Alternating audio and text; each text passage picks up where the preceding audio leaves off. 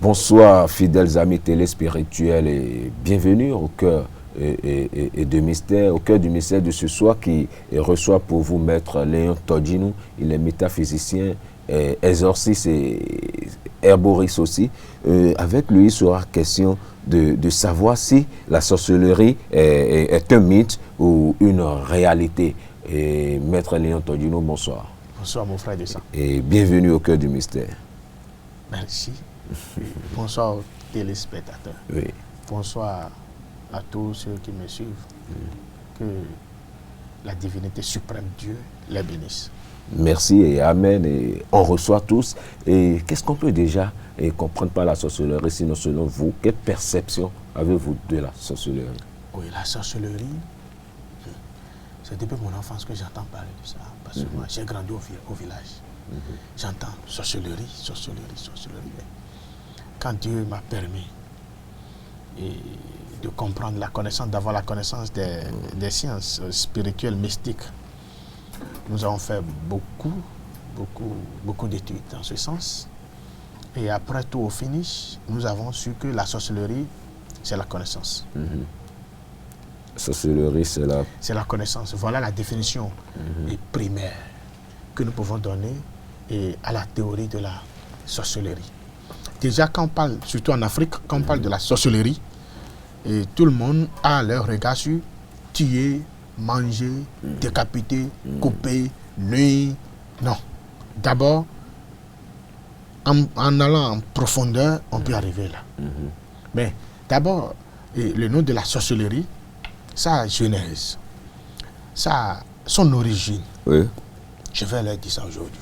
Ok, allez-y, c'est ce qu'on veut savoir. Je vais tirer sa source dans la Bible. Selon nos recherches spirituelles, et au cas de Adam et Ève, quand ce fameux serpent était venu, la Bible nous a dit, parce que je vais toujours m'appuyer là, la Bible nous a dit, le serpent s'est approché de la femme et en lui remettant la pomme pour dire prends et mange. Et la dame a dit, ou la mémé Ève a dit, notre Dieu créateur nous a interdit de prendre. Et le serpent dit, ce n'est pas que vous mourrez, nécessairement. Il y a le mot nécessairement qu'il faut souligner. Ce n'est pas que vous allez mourir nécessairement, mais c'est parce que vous deviendrez comme Dieu. Est-ce que Dieu est physique? Non. Dieu, il est spirituel. Quand vous allez prendre, vous serez comme Dieu et vous ferez le discernement entre le bien et le mal. Donc, la connaissance peut dissocier le bien du mal, le mal du bien. Ça veut dire quoi? Là, ça dit, vous ferez le discernement entre le bien et le mal. C'est la connaissance qui évolue. Maintenant, il a dit, vos yeux vont s'ouvrir. Dieu a dit, créons l'homme à notre image. Dieu n'étant pas aveugle, il ne peut pas créer Adam et Ève aveugles. Si c'est la vue physique, ils en avaient tous. Adam voyait bien physiquement, Ève aussi voyait bien physiquement. Si Ève était aveugle, est-ce qu'elle allait voir venir le serpent? Il dit j'étais les yeux fermés. Non. Les yeux physiques étaient en place. Bien. Ça veut dire que non. Dieu peut créer un aveugle pour dire il faut manger les arbres du jardin, sauf le arbre du milieu. Est-ce qu'on peut dire ça à un aveugle? Non, du tout pas. Tu vas dire à un aveugle? Si Dieu a dit à un aveugle d'aller ici, de ne pas aller à l'aveugle à faire erreur, ben, tu ne peux pas le punir. Donc Dieu les a punis, Dieu les a dotés d'une vue physique. Donc, si le serpent a dit, vous verrez comme Dieu, il parle de quoi? De la vue spirituelle.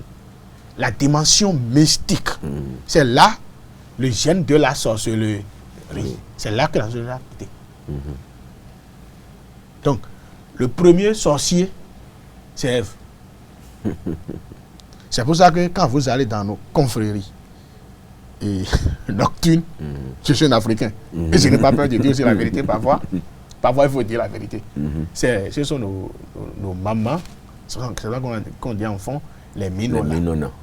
Je m'incline devant Dieu. Quand même, on sait une force. Donc, la première sorcière de l'humanité, de l'histoire de l'humanité, c'est la mémé Ève. La sorcière, elle a été sorcière. Maintenant, qu'est-ce qu'elle a pu faire de sa sorcellerie?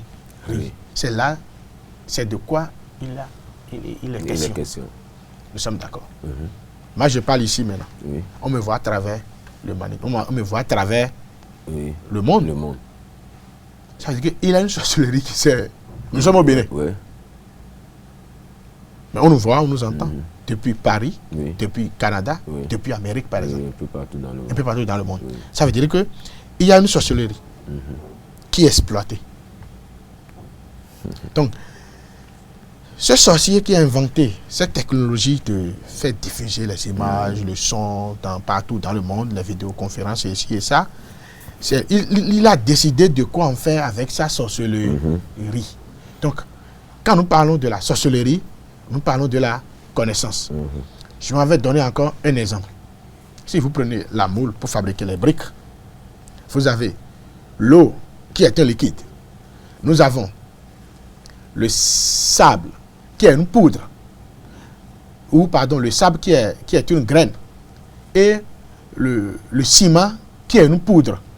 Maintenant, on mélange ces éléments ensemble. Après 2 minutes dans une moule bien frappée, on sort un solide. Là, il y a une technique, il y a une sorcellerie qui est exploitée là, qui est une connaissance. Tu remets l'argent à ta femme, elle va au marché, elle achète les condiments et tout, et après 10 minutes, 20 minutes, elle te sort un repas délicieux. Ça veut dire que quand on mélange l'eau, l'huile, le sel, tout, on sort un repas. Vous voyez, pour faire la farine, mais pour faire la pâte de maïs, vous avez la farine que vous mettez au départ, qui était un liquide bien fluide. Après quelques minutes sur le feu, ça donne la pâte qui devient solide. Bon, vous savez qu'il y a un mystère qui est là. Il y a une sorcellerie qui est fabriquée. Et la première personne qui a fait la découverte de la pâte aux farines de maïs était un sorcier de ça.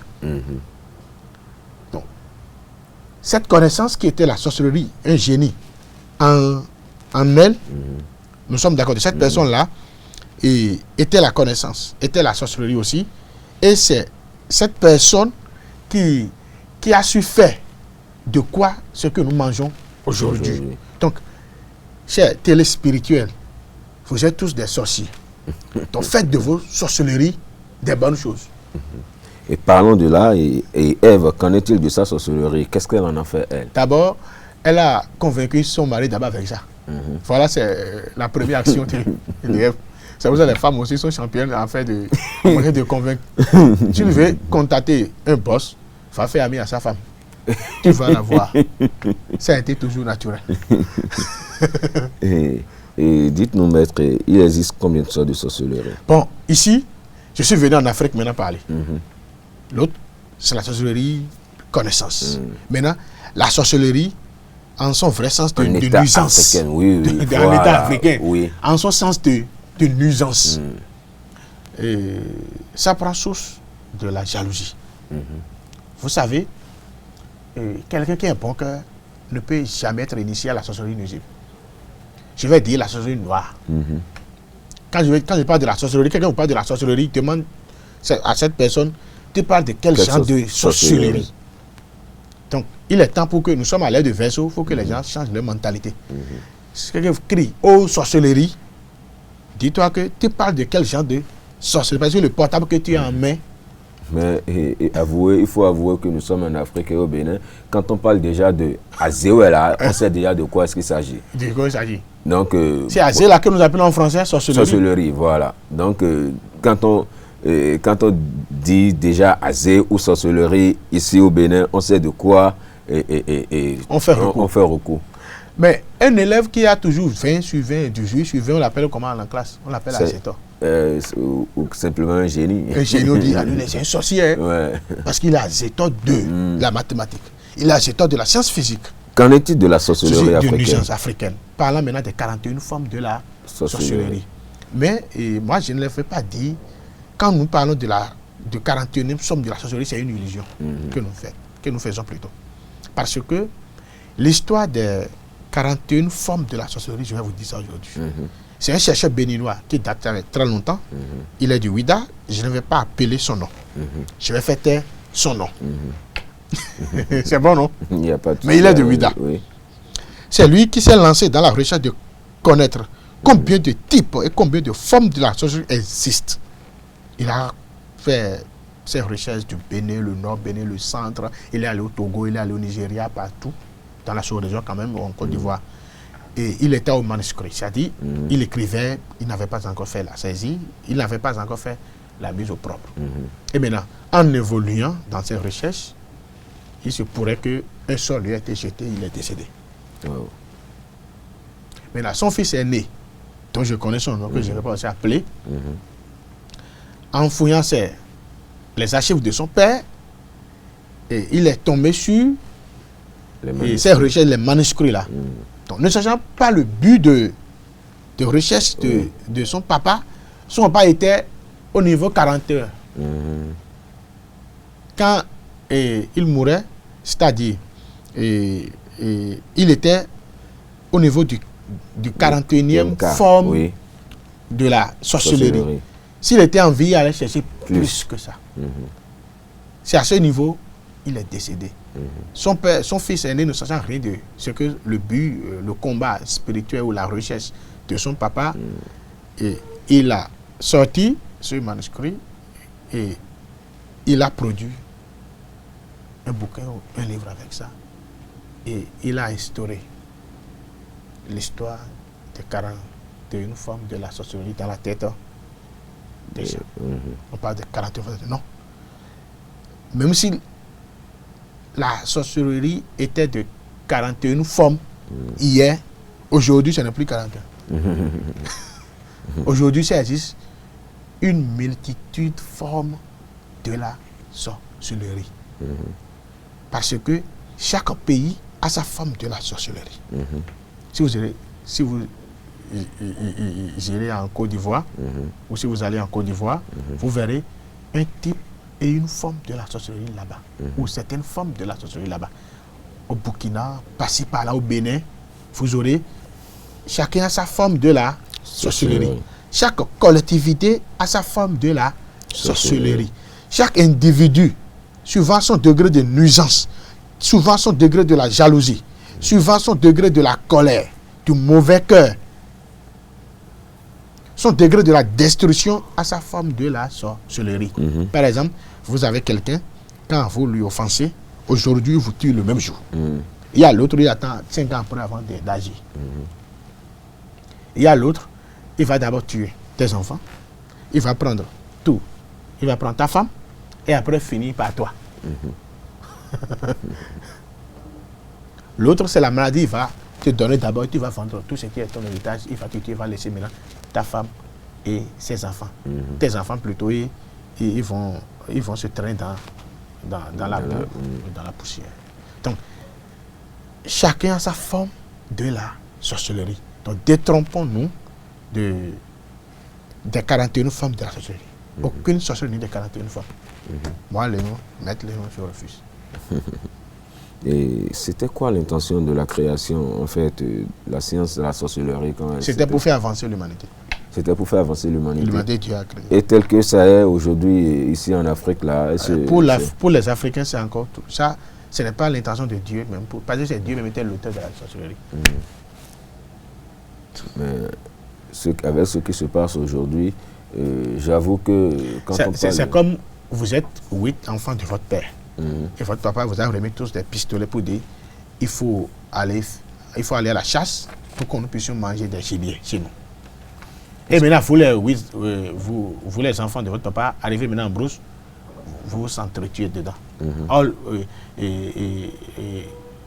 genre, Et la machine qu'on vous a remis d'aller à la chasse avec, quelle était l'intention de votre papa? C'était pour tuer un gibier. Un gibier, ramener à la maison, on va manger. Oui. Et là-bas, là, vous entreteniez avec ça. Est-ce que c'est bon? Ce n'est pas bon. Et dites-nous, est-ce qu'on peut vaincre la sorcellerie? Oui, on peut complètement et catégoriquement éviter ou vaincre la sorcellerie. Vous allez me demander comment. Oui. Oui. Comment? D'abord, celui qui veut vaincre la sorcellerie doit être un homme patient. Vous croyez que mettre allait donner des recettes de ci, de là? Non. La plus grande secret contre la sorcellerie, c'est de l'oublier que la sorcellerie n'existe pas. Deuxième secret, c'est d'être tolérant. Tu acceptes tout le monde tel qu'il est. Tu dois être un homme très patient. Si tu n'es pas patient, tu ne peux jamais vaincre la sorcellerie. Et après cela, tu dois être très actif dans les méditations, dans les prières, dans les conjurations. Il ne faut pas oublier aussi, parce que les patients, les innocents aussi meurent de la sorcellerie. Pour cela, si tu as toutes les vertus dont j'ai cité, j'ai précité, il faut toujours accompagner des secrets, des mystères, des feuilles, des prières, des vertus spirituelles et autres. Est-ce que vous est arrivé de délivrer quelqu'un qui a été attaqué par la sorcellerie? Ah oui, plusieurs fois. Et quelles sont les manifestations? D'abord, la sorcellerie, vous savez, c'est la société la plus organisée au monde. Ah bon? C'est la société la plus organisée au monde. Les sorciers sont encore de moins plus bons que les grégriseurs. Le grégriseur, lui, quand tu lui offenses, quand il entre dans sa chambre, il te pique un cadenas. Il sort dans la brousse, il t'enfonce un piquet magique. Ou c'est une corne magique là, il t'envoie. Lui n'a pas de conseiller. Lui n'a pas une hiérarchie à voir. Le sorcier et le grégriseur, quand tu l'offenses, il agit. Il a raison ou pas. Mais le sorcier, dans la confrérie de la sorcellerie, il y a une hiérarchie qu'il faut suivre. D'abord, tu amènes le cas, on va étudier pour voir. C'est pour ça que le sorcier fait tout pour avoir la raison. Donc ne donnez pas la raison au sorcier. Même s'il vous provoque, il faut l'éviter. Parfois, ce n'est pas tous les jours que le sorcier est sorcier. Voilà encore là où j'en viens. Le sorcier, c'est un esprit. C'est un égrégore qui vient s'impointer, où eux aussi peuvent faire appel. Le militaire, par exemple, mais s'il est dans le civil, s'il n'y a pas ses pistolets ou sa force là, ben, il n'est pas militaire. Mais quand il se voit en position, il peut faire appel à la force du militarisme, je ne sais pas. Donc, le sorcier n'est pas à tout moment sorcier. C'est-à-dire, il y a des temps, il y a des moments. C'est comme si les sorciers, comme les dimanches sont pour les chrétiens, c'est comme cela que les vendredis nuits sont pour les sorciers. Ah bon? Ah oui. Donc c'est le vendredi nuit que les sorciers... C'est que si tu rates pour la semaine là, pour vendredi soir là, on ne peut pas rater. Ne demande pas si Maître Léon aussi est sorcier. Non, je ne suis pas sorcier. C'est parce que je suis un exorciste. Nous, on a étudié. C'est pour ça. Si tu n'as pas étudié un domaine, tu ne peux pas aussi convaincre le domaine. Nous sommes d'accord. Nous ne sommes pas contre la sorcellerie. Mais nous sommes contre les actes négatifs. C'est tout. Ok. Et quel est le mode opératoire des sorciers? Les sorciers, d'abord, ils te provoquent. S'ils ont raison sur toi, ils vont te confier. Le sorcier peut te confier pour dire c'est après 20 ans qu'on va le détruire. Ou, contrairement aussi, ils peuvent encore finir avec toi aujourd'hui. Un sorcier peut donner toute sa génération avant de mourir. Ou dire, après 500 ans, ils sont en train de détruire mes postérités.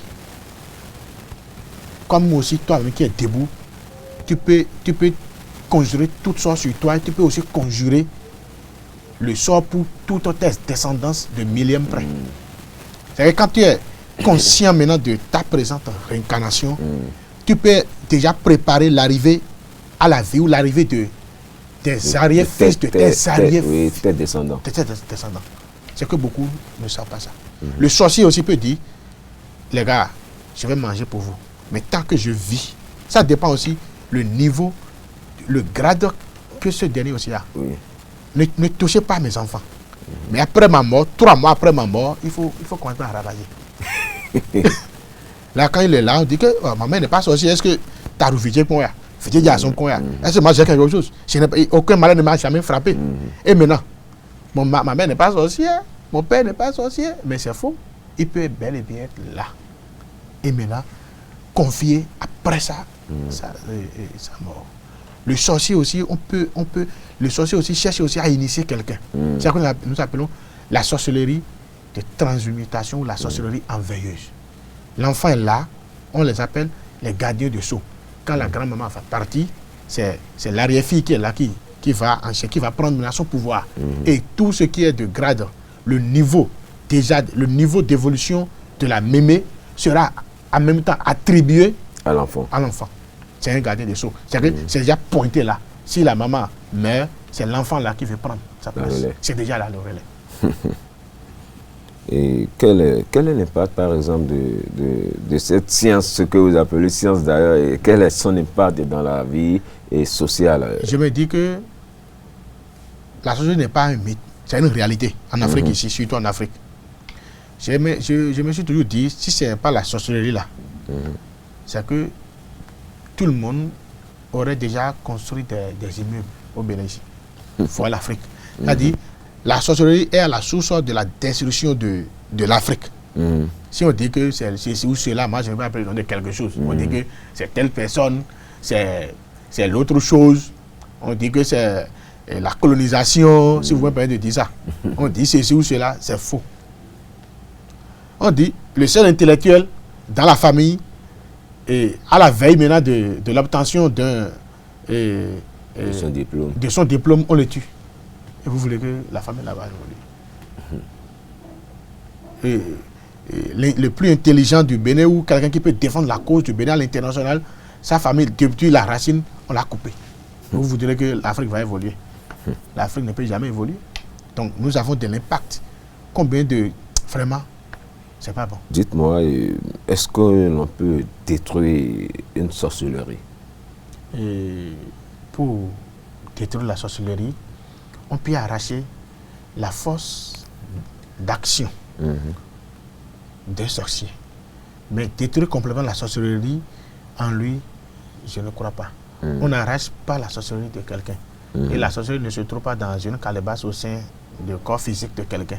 Parce que la chose aussi, même la sorcellerie en question, est spirituelle. C'est dans l'âme que ça se passe. Donc, on peut atténuer la force négative d'un sorcier, mais jamais prendre ou retirer l'esprit de la clairvoyance chez lui, non. Donc, et quand il voit quelqu'un, il peut rapidement lire la pensée de la personne. Parce qu'en fait, c'est dans la pensée humaine que le sorcier lui voit la pensée pour savoir qu'il y a tel bonheur qui vient, il y a telle chose qui vient, il y a tel programme qui, le monsieur là, il a établi. Maintenant, il enclenche la procédure de détruire, de casser. Maintenant, la force de détruire là, on peut arracher ça. Mais on ne peut jamais l'empêcher de voir. S'il y a un oiseau qui crie, oh, quand il fait comme ça, c'est l'oiseau de telle personne. Mais s'il était avant, il pouvait suivre cet oiseau-là. Mais comme la force d'action là est cassée, il ne peut plus monter. Donc il peut voir, mais il ne peut pas agir. Il ne peut pas agir. Nous avons une poudre pour ça, même qu'on peut mettre dans la bouillie pour prendre. Ok. Oui. Et est-ce que c'est possible à quelqu'un qui est attaqué par la sorcellerie, est-ce qu'il est possible pour lui de se débarrasser, est-ce qu'on peut se débarrasser et définitivement de la sorcellerie? Oui, même la sorcellerie paternelle, maternelle. On dit que si ta mère est sorcière, si ton père est sorcier, que c'est difficile de... Mais ces gens-là oublient quelque chose, parce qu'on dit en notre langue que ni doit jiwe, à niveau parce que le nom que tu portes aujourd'hui, vous c'est Monsieur Jacques, ce nom a été donné par votre père et par votre mère. C'est pas leur pensée.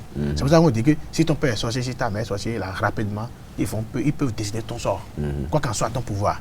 Maintenant, si tu ne veux pas être victime de la sorcellerie maternelle et paternelle, va changer ton nom. Ce sont eux qui ont mis à une position de Jacques, par exemple, de Monsieur Jacques, par exemple. Maintenant, tu fais tout, tu quittes à cette position-là, et tu auras un nom divin, un nom spirituel entre ton Dieu et toi. Et c'est fini. Même si ta mère tante, il ne pourra plus. Même si ton père tante, il ne pourra plus. Maintenant, le sorcier, quand il fait tout pour savoir que tu es toujours fort, il va te confier maintenant à un esprit. Parce que l'esprit, lui, ne dort jamais. 4 ans, 1000 ans, l'esprit est toujours en éveil. Donc, le sorcier, lui, il vient faire ses plaisirs. Il vient, il va au marché. Le sorcier, il mange. Le sorcier aussi fait l'amour, fait la cour. Le sorcier, on en a plein dans la ville. Ils vont dans les bars et partout. Donc le sorcier n'est pas toujours sorcier. Donc c'est un manteau, il vient, il porte, il va. Donc quand lui sait que tu es à suivre à tout moment, quand il porte son manteau de la sorcellerie, il va maintenant dans le monde des esprits négatifs, dans les esprits démoniaques. Et il va donner maintenant un quota à ces esprits pour dire, pour toi, je te confie à tel monsieur, il faut me le suivre et détruire sa vie. Quoi qu'avant ce que tu fais, je vais te donner. Et lui, sorcier, il fait ça, il revient à la maison, il commence à dormir. Et le sorcier peut voir dans 500 ans. Ah oui. Et d'aucuns parlent de la sorcellerie blanche, noire. Qu'est-ce qu'on peut comprendre par sorcellerie blanche ou noire? Quand la sorcellerie a pris la forme de faire du bien, par exemple, on sait que aucune sorcellerie ne fait pas du bien, mais dans tous les cas, même il y a les bandits aussi qui protègent les gens. On dit, ah non, il ne faut pas toucher cet enfant, il est trop mineur. Nous sommes d'accord. Dans ce cas, lui, il a appliqué un banditisme blanc. Par exemple, c'est comme si vous êtes 3 bandits malfrats au bord de la route, on dit que non, cette fille-là, non, il faut la laisser. Quelqu'un voit, quelqu'un parmi les braqueurs ait pitié de la jeune dame qui passe avec sa moto, on dit non, pardon, il ne faut pas la toucher. Cette personne, en tant qu'un braqueur, un malfrat, un bandit, et il a pitié de la dame qui est en train de passer avec sa moto. Là, ce monsieur a appliqué quoi? Le banditisme blanc, c'est ça. Donc, ça peut arriver que le sorcier peut dire non, faut pas, non. C'est récemment vous avez tué son père, faut pas. Dans ce cas, mais dit qu'il a une sorcellerie là qu'il faut. Si pour moi, Maître Léon, si une sorcellerie blanche existait, ce n'est que les moyens et la connaissance que tu disposes pour pouvoir barricader la voie du mal.